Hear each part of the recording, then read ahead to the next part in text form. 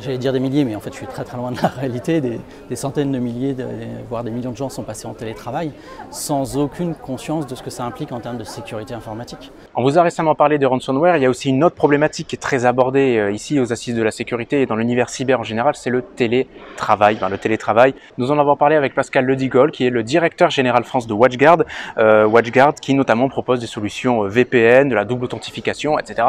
pour justement les télétravailleurs qui sont très exposés en utilisant parfois un environnement PC qui n'est pas familier pour eux. L'interview, c'est maintenant.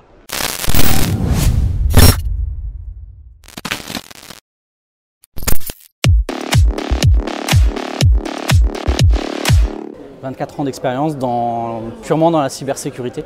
Donc, nous ne faisons que de la sécurité informatique. Différentes branches dans la sécurité informatique. Notre activité historique qui est la sécurité périmétrique, donc les pare-feux pour sécuriser les entreprises, que ce soit des tout petites entreprises à des entreprises de taille beaucoup plus grande. On va également faire des solutions Wi-Fi et notamment des solutions pour sécuriser les infrastructures Wi-Fi, parce qu'on oublie souvent qu'un réseau Wi-Fi aussi se pirate. On va retrouver des solutions d'authentification multifacteur, d'authentification forte, qui vont permettre de se parer d'attaques type des vols de mots de passe. Et puis plus récemment, des solutions de sécurisation des postes de travail et des serveurs. Comme on l'a vu avec la mise en place du télétravail, de plus en plus les postes sont un peu directement sur Internet. Il faut monter le niveau de sécurisation et donc ce sont ces 4 briques que nous réalisons chez WatchGuard pour fournir de la sécurité informatique à nos clients.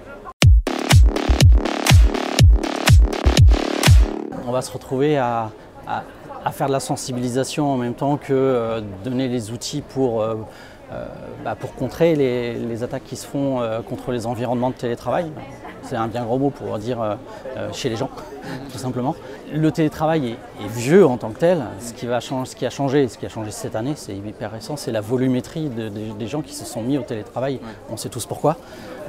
Le Covid a fait un changement colossal j'allais dire des milliers, mais en fait je suis très très loin de la réalité. Des centaines de milliers, voire des millions de gens sont passés en télétravail sans aucune conscience de ce que ça implique en termes de sécurité informatique. C'est-à-dire que jusqu'à présent, ils étaient derrière un réseau d'entreprises, justement avec des solutions de pare-feu d'entreprise, et ils ne se posaient pas la question de savoir, même si elles auraient dû quand même, mais en télétravail c'est beaucoup plus important parce qu'il y a quoi? Il y a une box qui va les protéger et puis après les solutions logicielles sur leur PC.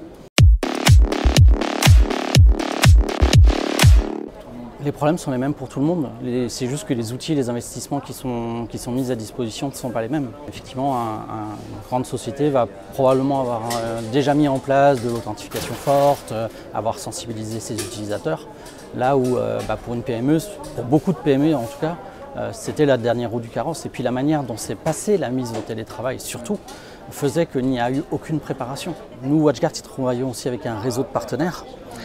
Nos partenaires se sont retrouvés débordés à devoir prendre des portables à l'arrache et les mettre dans des entreprises, aller même essayer de trouver des portables qui n'étaient plus trouvables en fait, parce que tout le monde en demandait pour passer en télétravail. Et du coup, ça a donné lieu à des pratiques et à des mauvaises pratiques, comme le fait par exemple d'utiliser son PC perso pour se connecter au réseau de l'entreprise. Imaginez s'il y a déjà ce PC perso qui a été piraté et le pirate a déjà la main sur ce PC. On lui donne directement l'accès à l'entreprise en fait, sans même se poser la question. Donc beaucoup de PME, c'était il faut passer en télétravail parce que c'est la survie économique qui l'impose. Et puis on verra après pour remettre les choses d'équerre. Et puis comme on sait, bien souvent le temporaire malheureusement s'installe et devient la norme. Tous les VPN des entreprises doivent être sécurisés avec de l'authentification multifacteur. Imaginez un utilisateur à qui on a volé son mot de passe.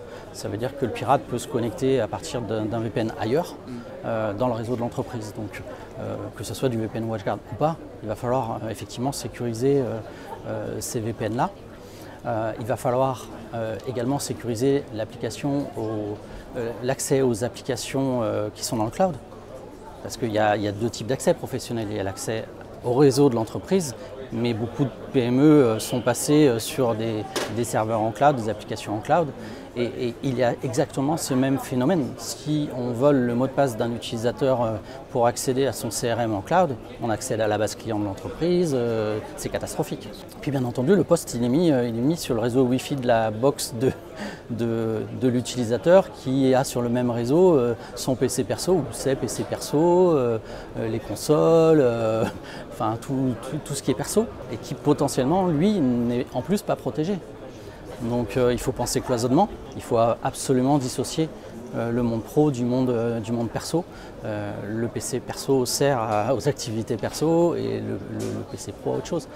Mais déjà, si on arrive à segmenter les habitudes, les usages, on a déjà gagné énormément en sécurité.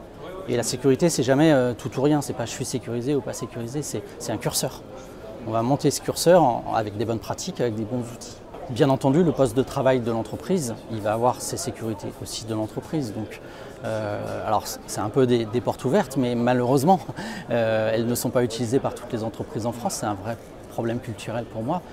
L'antivirus sur le poste, des techniques d'antivirus plus avancées, notamment des choses avec des termes un peu barbares comme l'EDR, qui est une fonction plus avancée de l'antivirus où on ne va pas juste essayer de chercher où sont les malwares, on va essayer de tout catégoriser.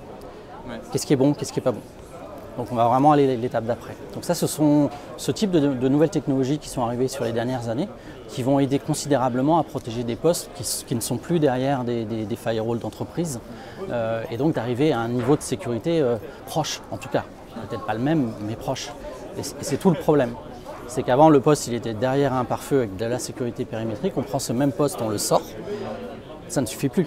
Il faut monter son niveau de sécurité aussi. Et donc, rajouter des outils. Des coffres forts de mots de passe aussi. Alors, nous, WatchGuard n'a pas de solution là-dessus, mais on va le recommander très fortement.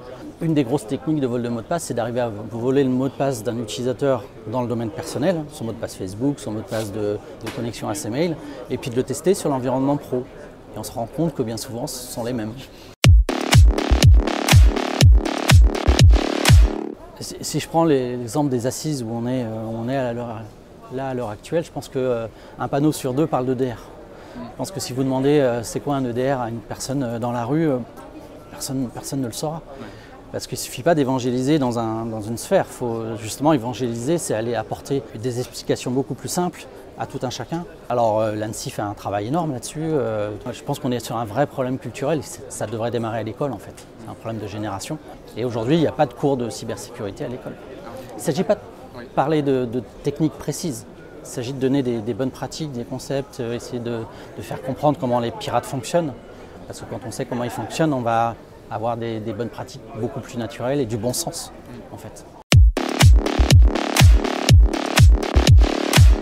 Avant le Covid, pour essayer de vulgariser, de faire comprendre aux gens comment des pirates pouvaient réagir, on prenait souvent des exemples qui parlent à tout le monde. C'est la période des impôts, vous allez recevoir des emails qui vont vous parler de vos impôts. Attention, il y en a qui viennent de l'État et il y en a qui viennent de pirates. Parce qu'un pirate fait souvent ça, il s'en prend ce qu'on appelle de l'ingénierie sociale, il va essayer de manipuler le cerveau de la personne, alors c'est un grand mot mais grosso modo on va le piéger et lui faire croire des choses pour qu'il clique, qu'il aille sur une page, qu'il donne des informations ou qu'il télécharge des choses qu'il ne devrait pas télécharger. Donc une grosse partie de l'activité de piratage est basée là-dessus, sur la faille humaine en fait, tout simplement. Et les pirates ont toujours cherché, et c'est pas de cette année, c'est depuis 30 ans, des thématiques sur lesquelles ils vont pouvoir surfer pour prendre des gens au piège. Donc il y a les impôts, il y a le Black Friday, il y a tout un tas de choses. Et là, en début d'année, on a eu une chose qui s'appelle le Covid. Et donc, en l'espace de 3 mois, on a eu un condensé de tout ce que savent faire les pirates sur tous les sujets.